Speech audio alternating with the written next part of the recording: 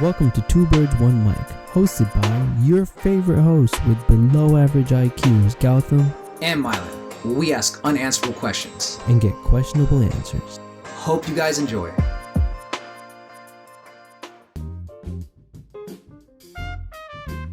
I was talking to a friend yesterday, and we were basically just talking about like what really is the times that we feel the most present. What are really the times where, you know, we really feel like happy to be alive. And we were just talking about how like there are certain actions and certain times when we feel so present that nothing else in the world matters, you know. And I can personally say that I feel that the most when I'm playing basketball or like when I'm singing. So I wanted to think like, what are some of the times you feel like you're in that flow state? And the real question is, how do you think people can get to that state more, you know? That's a really good question, man. You know, I definitely think I think about this a lot actually, and for me, I'm like an overthinker. So I'm always having that like meta awareness conversation with myself, no matter what I'm doing. And there are very few times where I'm actually able to like enter that flow and kind of like just be there. And I think the time in which I feel it the most, which kind of makes sense as to why I'd want to do this podcast, is honestly when I'm having really good conversations with like friends, something that's deep and insightful and actually makes me feel connected to them. There are a few things that I really enjoy and like feel as present as when I'm having like those kind of conversations, to be completely honest. Dialogue, big facts, yes. Honestly. No. What about you?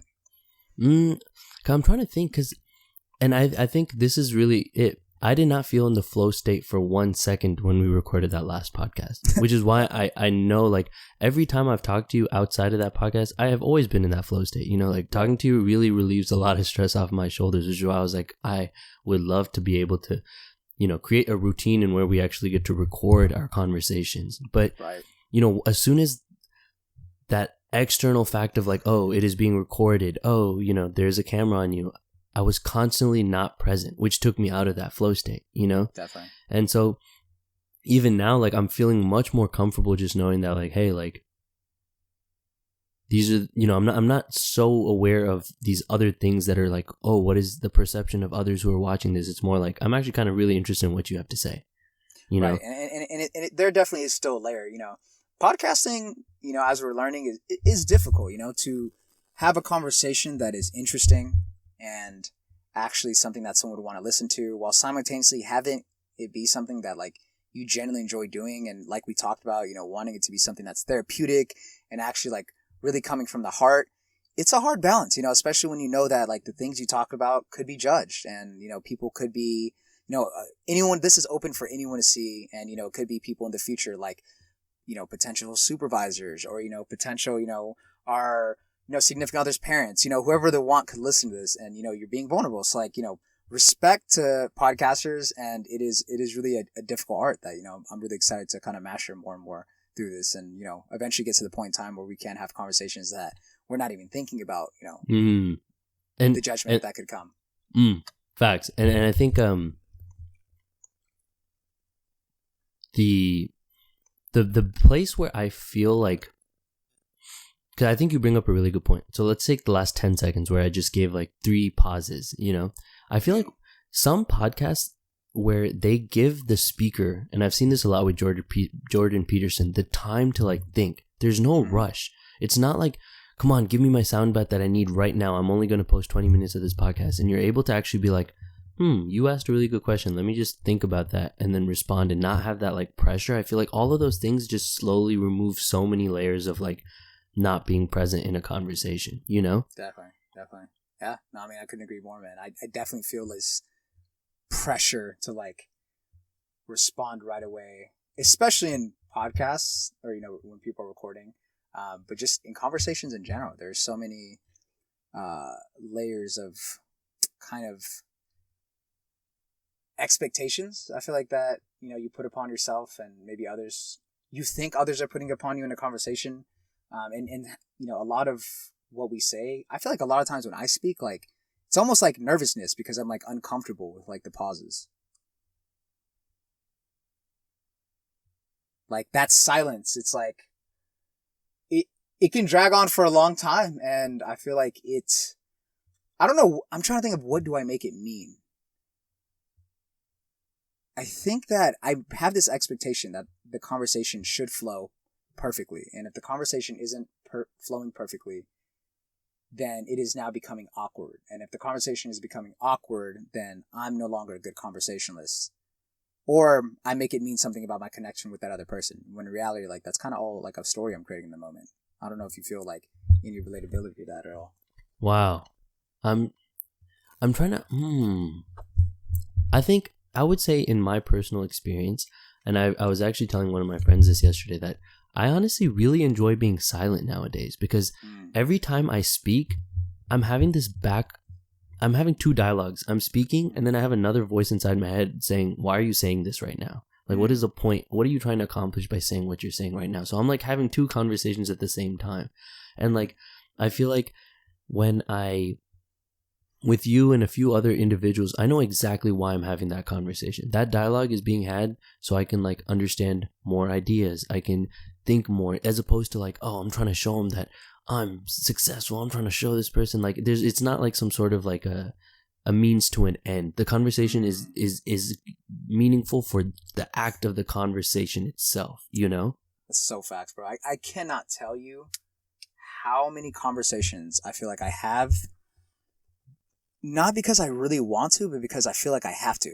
And I literally am just talking, saying things I genuinely do not give a fuck about, and giving the most like mechanical responses I can really give. And just talking and talking because I feel like I have to. I feel like there's this weird pressure that like I put them upon myself, when in reality, like, I would just kind of sit there in silence, but I feel like I'm going to be judged if I do that, you know? Or I would maybe tell somebody like, hey, like, to be honest, I'm not really interested in this conversation. And I don't know, I don't really have the wherewithal to do that. But nonetheless, I feel like it would be better for me to not have a conversation with somebody where I'm kind of being inauthentic and they think I'm being inauthentic. And it'd be better for me to not, you know, waste bandwidth that could be spent on something that I actually want to do. That's, yes. No, literally, I had just heard, I think I would say, the best podcast I've ever listened to. Andrew Schultz and Jordan Peterson just dropped a podcast. Ooh. Two completely different spheres. One a comedian, one who understands people, through that avenue, and then Jordan Peterson, who's completely about psychology, more like theory. And one of the things that they were talking about was how like, are you able to, I forgot the exact quote, but the whole concept was just like, are you able to like be disliked, which is, which is also that book that we were talking about, but like, right. in not actually like being nice to everyone. So I think this is what they were talking about. So like, let's say I give a compliment to everyone. My compliment now actually means nothing. The value of my compliment is very low because I give it to everybody. Absolutely. So let's take that for the conversation thing. Let's say I talk to everyone and I give my time to everybody, and I talk, I really pay attention and I put my energy. The fact that I actually speak, or the fact that I feel comfortable in sharing my opinions with you, loses that value. As opposed to, it's like, okay, I'm a good listener. I'm cool with listening to everybody, but I only speak when I really feel like I have something to say. That gives so much value to what I have to say. When I speak, then it's like, wow, this person actually spoke, And so I feel like if the hard part of that is like, it's much more easy to be like disliked. It's like, oh, this person doesn't talk. Like, oh, this person's not constantly, saying something interesting. Right. And so like, yeah. Because, I was hanging out with some friends yesterday, and so before I get onto that, so yeah, you tell me, what do you think about that? Well, a couple things. One, I want to listen to that podcast. But two, it makes me think about Gonzo, which is our mutual friend, one of my closest friends. And he's a dude who is very quiet, and definitely has, and it's not necessarily, because he's a little shy and stuff like that, but really he's become comfortable with not needing to talk. He's become really comfortable with not putting that pressure on himself. And, I've seen him go through it. I've seen people kind of badger him. I've seen people, kind of, go at him for being so quiet. Why don't you talk? This. And, I remember one time where he just really was authentic. He's like, look, I just don't like to talk unless I feel like I have something to say, and like there's nothing wrong with that. You know, like there's nothing wrong with that. Like I'm not just talking because like to fill space. Like I'm not gonna do that. And I respected it so much, and I recognize that is definitely I feel like I used to judge him for that as well. And when I really like saw him come from that authentic place, I really realized that, you know, he wasn't just talking out of, how many people are just talking all the time out of just uncomfortability, with quietness and silence. And it is truly an art, I think, to be able to be more laconic and simplistic in your way of talking. And, you know, I think the less you say, the more important what you say is, you know? And that's really tough, you know, that so many people say 100 things because the reality is they're not able to say what they meant in those 100 things in one word, you know, or 2 words. Concisely. And that exactly. is like, that's really an art. And I don't know how one develops that or how that comes about, but it makes me think about a really quick story, about how sometimes you can say so much by saying so little. And the story that makes me think about is from a podcast I actually heard between Matthew McConaughey and I think Aubrey Marcus. And pretty much Matthew McConaughey was talking about how his life was kind of going down the drain and everything was kind of falling apart. He had just kind of come to fame and he didn't really know how to deal with it. And so he ended up driving to Mexico to go to this monastery with these monks. And he had to walk through this desert, you know, trek all this way to get to the monastery. And he finally got there. And the next day, you know, kind of spoke to one of the monks, told him all the crazy stuff that was happening. And the monk was like, okay, you know, I think you should talk with brother, you know, so-and-so. So he was like, all right. So they go to the desert and he's talking to him about all the crazy stuff in his life. He's spilling his heart out. And he said that they walked through the desert for 4 hours. And he just went on and on and on. And the monk didn't say a single word the entire time. And what he was talking to him about was that he felt like he was a huge phony. He felt like his life was falling apart. He felt like such imposter syndrome. He just felt like he did not have any clue where he was going in life. And he just truly felt directionless and so lost, and that everything was just a mess, and he's just kind of playing this part and just kind of acting his entire life, and that he just really doesn't know where to go and what to do, and just that life is just too much for him to handle, and he just really doesn't think that he can keep going. And the monk's just shaking his head in agreement, you know, listening to him. And so they finally get back, and he said, you know, they start off in the day, ended at night. They get back to the monastery, and the monk still hasn't said a single word. And they finally stop, and Matthew McConaughey looks at the monk looks at him, and the only thing he said was, "Me too." And Matthew McConaughey said that there could not have been a better response that an individual could have given, because all the monk did in that moment, through those 2 words, was let him understand that he wasn't alone, that this is just a part of the human condition. You know, that even a monk who's been training for X amount of years feels the exact same way that he does, and that it's okay, you know, everything's going to be okay. And, you know, the monk could have been like, I hear you, you know, trying to give psychological advice, whatever. Maybe that would have been better. Maybe it wouldn't have. I don't know. But for Matthew McConaughey, it was exactly what he needed in that moment. And those 2 words were as powerful as him talking back for those 4 hours could have been. So there was definitely a lot of power in speaking. And he spoke from the heart. You know, that's the thing. He really spoke genuine. From the heart. Exactly. That's where so much power comes from. And so much talking is just fluff, air, and ingenuine. And I'm speaking for myself as well. Okay. This is exactly what I was thinking about yesterday. So when somebody is telling me a story, let's say someone is like venting to me and it's something that I have remotely understood, I'm actually trying to understand like how I can be there better for people. And I think you brought up that your story was awesome for that. So let's say you've, you know, gone through X, Y, and Z, and I have also relatively to some extent felt X, Y, and Z. Then saying something like, hey, like, I completely understand, you're not alone, you know, I understand what you're going through, this happened to me, makes sense. But when someone is telling you something that you've never gone through and you have like, you know, no idea of what they're really talking about, all you can really say is like, I hear you, you know? But it's just like, dang, like, I don't feel genuine when I say I hear you. I'm like, I guess what that must mean is when someone does tell you something like that, the best thing you can do is really actually pay attention. Like, not like I'm here sitting, like I'm listening, but I'm thinking about something else, but genuinely just like maybe just focus on your breathing and like listen. Like, you know, I don't know what are some things you do when you really want to listen? Because I don't think I'm working on it actually right now. These last 20 minutes, I've been like breathing and just like listening to what you're saying. I'm trying to be more conscious about that. But you want to tell me a little bit about maybe what you have tried or done in the past to just be a better listener? Well, listening is a really hard thing, you know, because one, I have ADHD. Maybe not diagnosed. I was diagnosed as a kid, but I definitely feel a lot of ADHD-like symptoms, and it's very difficult for me to focus on one thing at a time. So listening to people was always kind of a hard thing, and I think that one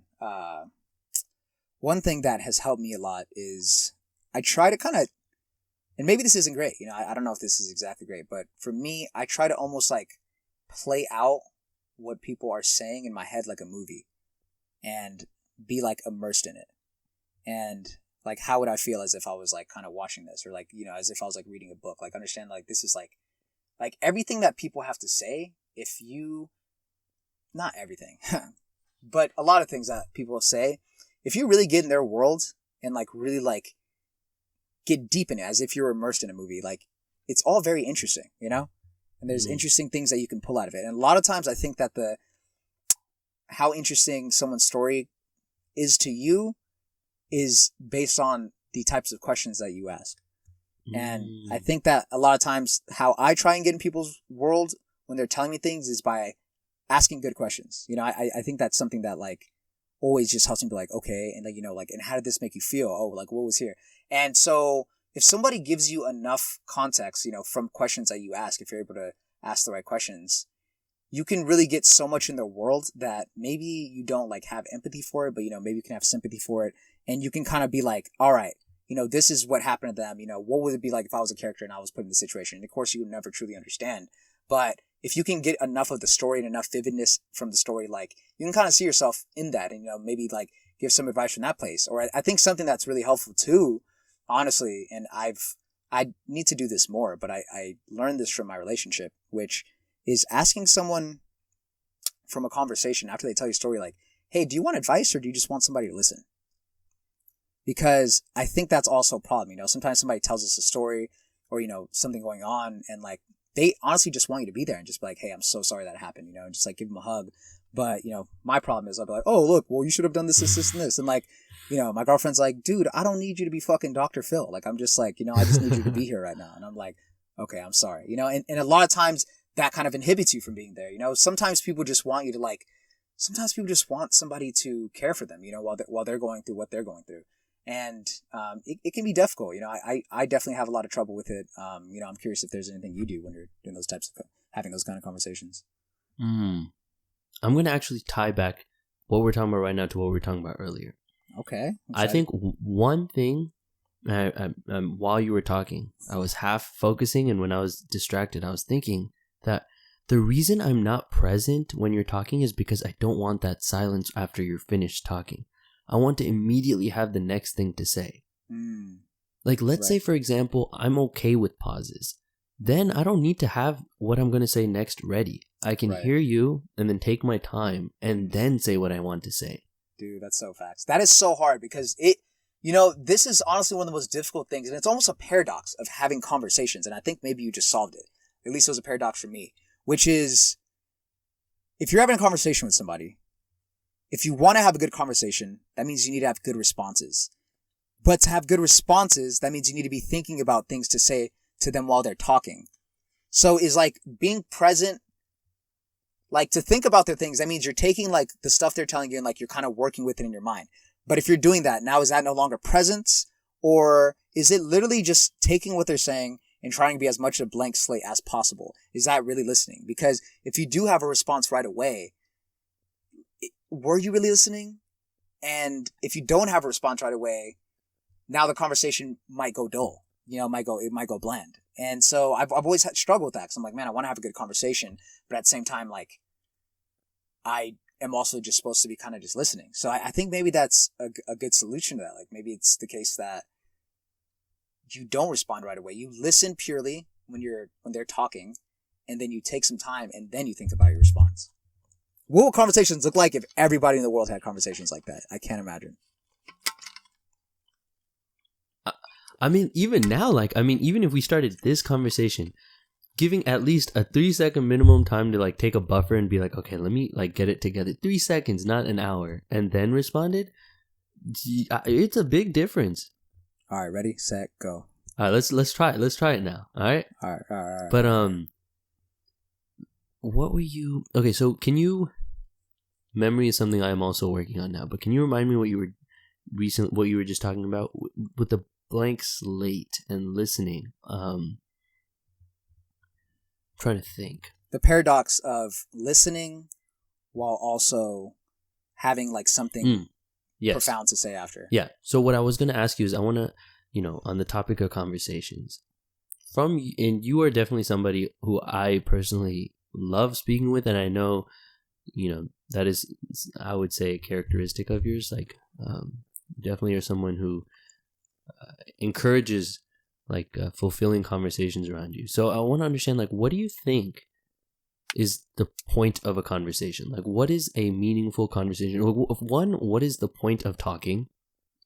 And there's no right answer here. So what is the point of talking? And two, what is the metric on which you judge whether that conversation was a quote unquote good conversation or bad? But let's start with the first one. What is the point of talking? I gotta be honest. I started thinking about the answer at the end of the combo. At the end of what you were saying. Yeah. Gonna be authentic there. But the first thing that I want to say, and I guess this ties back to our first podcast, which is there is no point. But I suppose everybody has a point that they create individually for themselves. And I guess for me, this is kind of a way I've thought about it before, which is communication is such a beautiful tool. And I think what it does best is we are all trapped inside our body to some extent and trapped inside our mind at the same time. And there is an infinite amount of worlds, thoughts, ideas, stories that are going on in this chaotic palace that we call the mind at all times.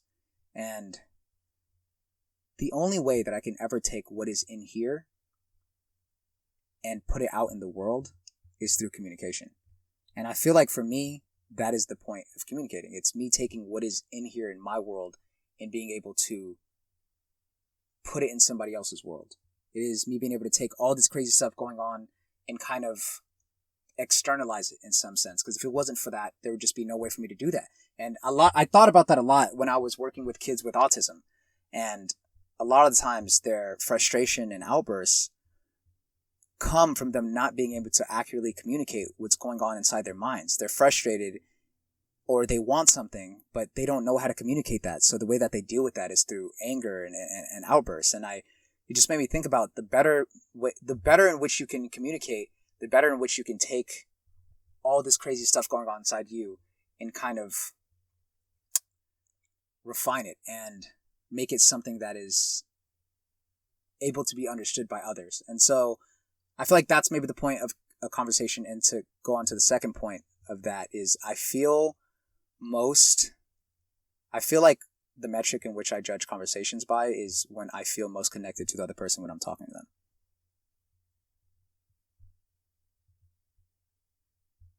them. Can you elaborate on what you mean by when you say you feel connected through conversation? Yeah. So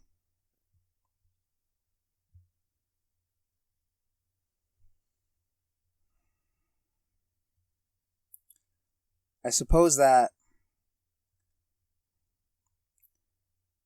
each of our minds is like a puzzle. And we're constantly trying to put the pieces together.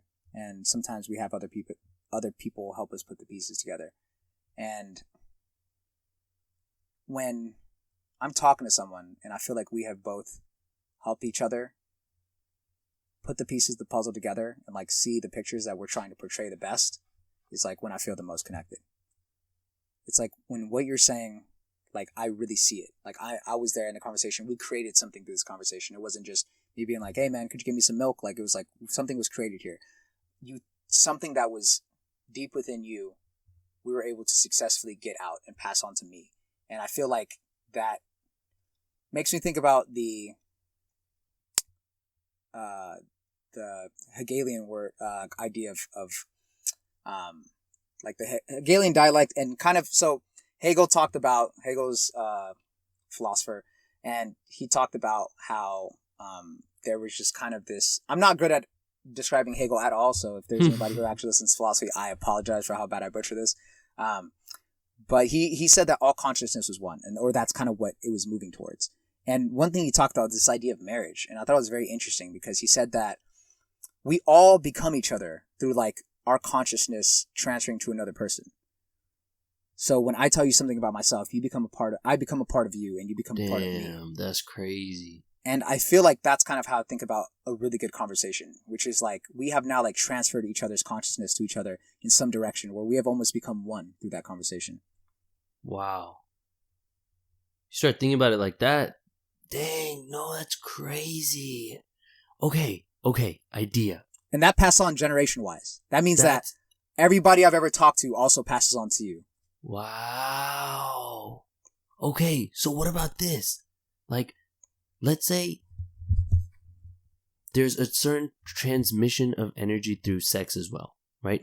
And people are oftentimes very selective of that. Like, okay, I'm only going to have sex with these type of people I love, or people, whatever that means. Like, whatever the criteria is for that individual. Mm-hmm. Based on your definition of a conversation, you could also view conversations like that. Like, I'm only going to spend time transferring my conscience to only a certain subset of people. Like, only if I feel like they deserve it, or they're somebody who's like worthy of that. Not or vice just versa. anyone. Exactly. You only want to talk to people who you would want to kind of take on. Exactly. Oh my God. That would be crazy. That's where fire. Then it's like conversation. Oh my God. Doesn't it puts so much more value on conversations. It's not just something like to just be thrown around. Right. It is valuable, and so much value comes from scarcity and rarity, like you were saying earlier. Wow. I will definitely, yeah. So I think, trying to sum this up,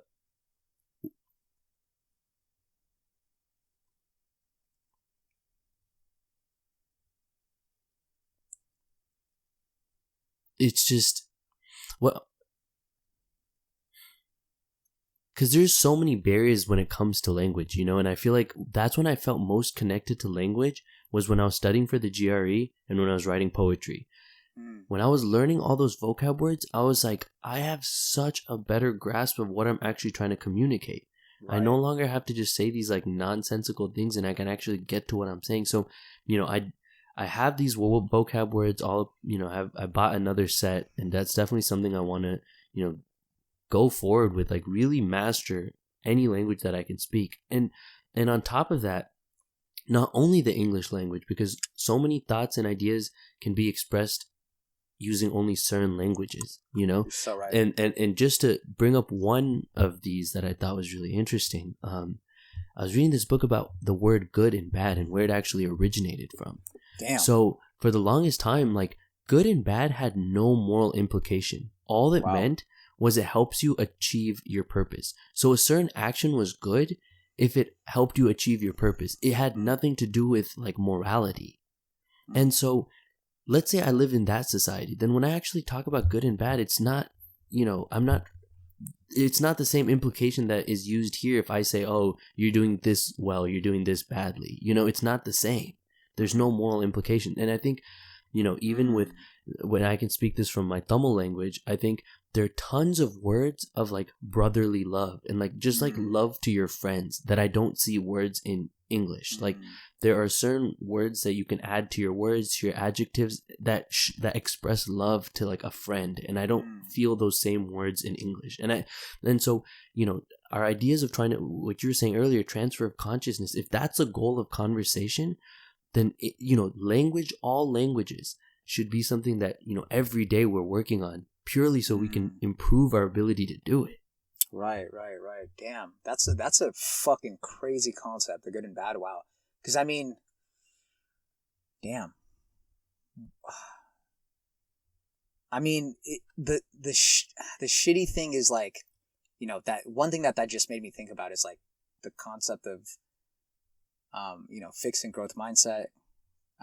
Growth mindset meaning somebody who's more oriented towards, challenges and growing and that such, and fixed mindsets being people who are kind of more perfectionists and kind of view, failures as themselves being failures, whatever. That just makes me think about like how many more growth mindsets would be in the world if like something being good and something being bad didn't have to do with like how it had to do with your character, but just had to do with like literally, like you said, your progress towards your goal or not. Because I feel like so much of the issue with fixed mindsets and, good and bad and how we use it today is like when something is good or bad, or like, like you did bad in this, like, well, what we hear is that we did bad because we are bad, not because we did bad because we just were not able to do the thing in a way that was, more effectively, or just that progressed toward your goals, and how much that would benefit us if we use those. I'm so interested when it became more used morally. And another thing that made me think of on top of that is you're totally right, dude, about language being like the American language or English and just languages in general. Like there are so many things inside of us, maybe infinite, I don't know. And there is a finite language, and there really is so much that we can't capture. And another thing that it makes me think about is, like I'm sure you've heard about Eskimos being able to see different types of snow because they have different words for different types of snow, and how that literally affects the way that the structures in your brain work because you're able to see things based on that type of language. And I remember looking into this a while ago because I was thinking about how we develop language around things that we give value to. So in English, think about the word horse. Horses have been something that are like huge. They were our means of transportation. There were things we rode, whatever, like they carried everything. They're very, very useful. We got horse, there's steed, there's mare, there's Mustang, there's, I don't even know what else. There's probably a bunch of words. And pony. And it's so shitty because we only have one word for love. And I think it just shows how much value we place on the English, how much value we place on love in the cultures that utilize the English language. And if you go to the Greeks, they have 80 words for love. There's different types of love. There's eros, which means an erotic type of sexual love. There's agape, which means it's like really deep, true, almost divine type of love. They have so many different types of words to describe it. They have things for brotherly love, parental love. And in Sanskrit, there's over 130 words to describe love. Wow. In English, you only have one. It truly makes me realize how much these cultures that use this word don't really place a lot of value on the word itself. That's insane. Because, like, being able to describe that range of emotions with 130 words is now, shrunk into one. And you're able to see so many different types of love, because of that. We talk about it, like, literally it affecting your brain. Like you said, like, maybe you would be able to see love as such a unique spectrum instead of just kind of black or white thing. And maybe we'd understand it better. And yeah, like you said, this brotherly kind of love. I remember you talking about in, I think it was Indian cultures, like you're kind of able to hold hands and, like blah, blah, blah. And that is, something that's considered okay, but like in our culture, which makes love such a unilateral thing almost, it's like, oh, brotherly love, like what does that really mean? Like love is love. What does that even mean in itself? I don't know, but that's the way people talk about it, Interesting. Wow. Definitely a lot of food for thought. On a conversation about improving our podcast, about conversations, that's pretty meta. Hey, the meta of the meta, bro. What a meta conversation itself. But I mean, it's just, this is why I love talking to you. We really can take something that is, maybe kind of surface and really delve into it and, pull how it affects us and, the ways in which, we think it could be improved. And I definitely, to talk about the way in which I described conversations earlier is I feel like, every time we do have a conversation, I do feel like we become one more in this way. And it makes sense as to why I start to feel closer to you. You know, it's because like, in a sense, we're literally becoming closer. And it's a really beautiful thing. And, you know, I'm really glad that, you know, we're doing this because of the people in my life. You're definitely someone who I would want to adapt more of the I in which you call Gotham. So to wrap it up, man, last question. What are some things you are in now? I'd love to start doing this. Some either habits or things that you're going to be a little more aware of or present about for the next 2 weeks before we meet up next time.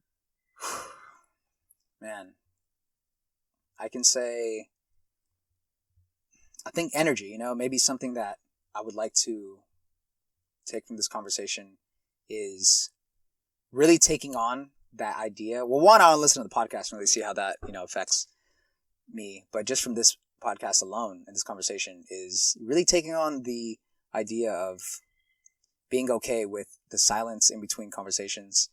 That's going to be tough for me, as you can see already in this podcast, trying to implement it. And being okay with not giving responses. And I think, you know, just to add another little thing that just kind of popped in my head is like, I think I and a lot of other people, but I can really only speak for myself, have a thing of always wanting to look smart to other people. And I think that I have to really take on being okay with like looking like I don't have anything good to add or I don't have anything smart to say, and being okay with the potential of people viewing me as like dumb or inadequate if that is what pops up, because that's something that my mind creates when I'm like, oh, if I don't say anything, like people think I don't have anything good to say. And just being okay with, you know, that possibility and not looking good because of that, and really only speaking maybe genuinely and from the heart, and just like conserving my energy, man, because I expend so much energy, especially on a daily basis. I live in a house with 6 people, just talking, literally just to talk. And I get, you know, at the end of the day, I'm just beyond exhausted. And I think, yeah, just maybe being okay with being like, hey, man, like, I don't know. Yeah, being like, hey, you know, I don't really feel like talking right now, you know? And maybe implement that. Maybe try that a couple times, see what that's like. And, you know, if somebody has a response to that, be like, hey, it's, you know, it's nothing personal. Like, it's truly just me. And then, yeah, just not responding right away and just not needing to respond. You know, I think, man, that's going to be so tough because I feel awkward if I don't respond, you know? Mm-hmm. And yeah, I think that's pretty good. What about you, man? Definitely just viewing, you know, that transfer of consciousness is something I'm definitely going to keep with me and be more conscious of when I do speak with people. Like, what is this conversation bringing to me? Like why am I actually speaking with this person? Is it to, you know, surround myself? There's so many reasons, but really asking myself, like, why am I speaking to this person? Is it, you know, how does it make me feel? Like, really asking myself, like, is this conversation making me feel good? Like, am I growing from it? Am I learning from it? And conserving my time and my energy, you know? And I just want to definitely be a little more present of that. And I'm really excited to see, you know, next time we can come back and touch up and see how, you know, catch up on this and see if we've learned anything and see where it takes us. Yeah, no, I agree, man. I think that, you know, it'd be a really cool thing moving forward in the podcast, and, you know, we can kind of get this habit of talking about, like, you know, so how was that for you? You know, how did that come out? You know, kind of try out some different. I think we talked about this in the beginning too, and I'm so glad that this actually kind of developed organically, which is like developing little habits that we kind of want to talk about and see how it goes each podcast. Yo, that's awesome, man. I'm hyped. Yeah. So that was it for conversations. I'm really excited. We got to speak about this. I'll see you next time. All right, man. Till next time. All right. Check out. Lates.